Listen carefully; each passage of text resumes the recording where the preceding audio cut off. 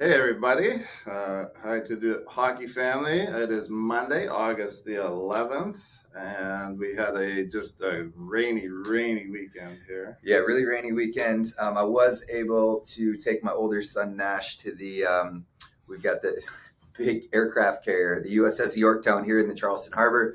He's just at that age. It's all about anything Top Gun, fighter jets, aircraft carriers, destroyers. So I told him, I said, if we go there, we're going to get soaked. And he was on board, and to his credit, didn't complain. So it was a good rainy weekend here. Yeah, he made me feel like a bad dad. I was like, we just hid from the rain. You're like, oh, we went and did this and that. But he loved it, so it was good. So, anyways, we are really less than 2 weeks out now from preseason reviews. So, if you haven't signed up for that yet, please do at your earliest convenience. Jump on, find a time, get that scheduled. Yeah, or we will chase you. Yeah, we'll chase you around. But the longer we have to prepare for those, obviously, the better it is. Yep.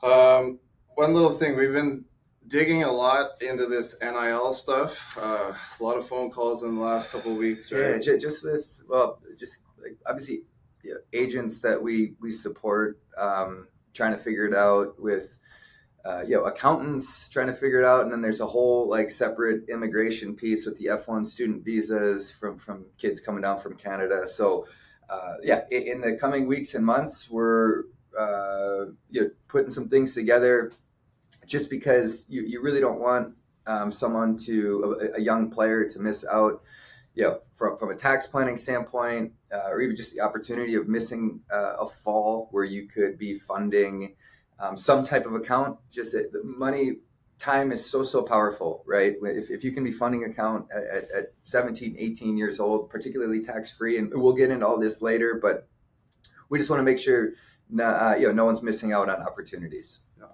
absolutely. So looking back last week, it was a really good week in markets. Yeah, good week in global markets, and really this is all pretty much being pushed by earnings. All right, so here in the States, within the S&P 500, about 90% of companies have now reported their quarterly results, with 82% of companies beating estimates.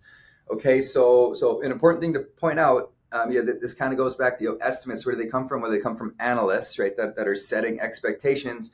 And what happened earlier this year with all the tariff concerns, the global trade, the uncertainty, you saw a lot of the analysts like lowering the bar, like lowering these expectations, thinking there'd be a big global slowdown, an earnings slowdown, and that just has not been the case if you just look at the data. So companies coming in stronger than expected, which is why you've seen most global markets do quite well over the last few months.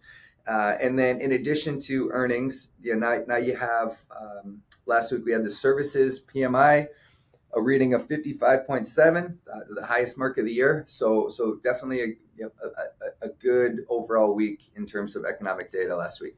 Yeah, and then this week coming up here, we've got some important economic data to look for. Tomorrow we'll see the CPI numbers come out, and then Thursday follow up with the PPI numbers. Yeah, so those, obviously inflation is going to have a lot to do with whatever the Fed wants to do. And then an additional piece of economic data that'll be really interesting this week, and this is a number that comes out every week, but the initial jobless claims this week will be particularly interesting, just because last Friday's monthly jobs report in the States here was quite questionable. With it looked like there might have been kind of a meaningful slowdown.